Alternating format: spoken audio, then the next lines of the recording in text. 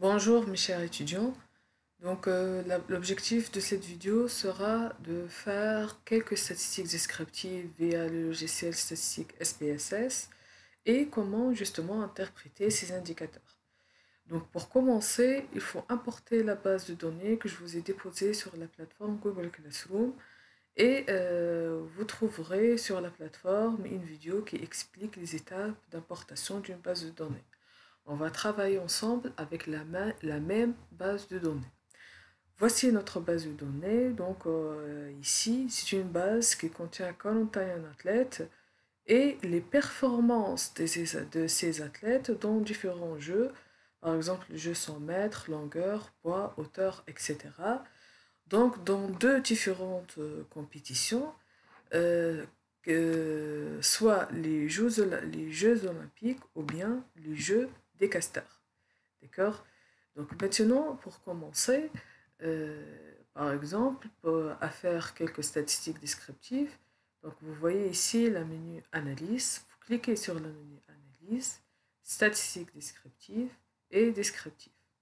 Là, vous retrouvez vos données, donc vos variables. Je vais par exemple choisir la variable 100 mètres, donc elle est déjà, voilà, et par exemple la variable disque.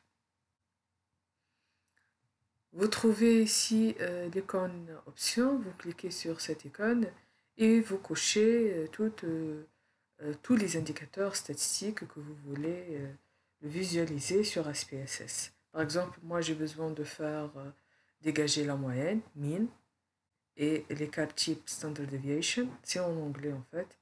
Donc la valeur maximale et la valeur minimale et la variance. Et puis les deux indicateurs de dispersion et de distribution plutôt, le skewness et le coach, c'est les deux paramètres d'asymétrie et d'aplatissement. Continuer. Et OK. Donc vous devez vérifier l'output ici. Voilà. Et voilà notre tableau statistique. Ça, c'est notre tableau statistique. Donc, vous retrouvez les variables 100 mètres et disque. Donc, n, c'est le nombre d'observations. C'est 41 observations, c'est-à-dire les 41 athlètes. Et donc, on n'a pas de données manquantes ici. On n'a pas des cases vides. La valeur, par exemple, pour la variable 100 mètres, la valeur minimale est de l'ordre de 10,44 et la valeur maximale est de l'ordre de 11,64. D'accord? Donc, dans cette première vidéo, on veut interpréter la moyenne. Mean en anglais, la moyenne.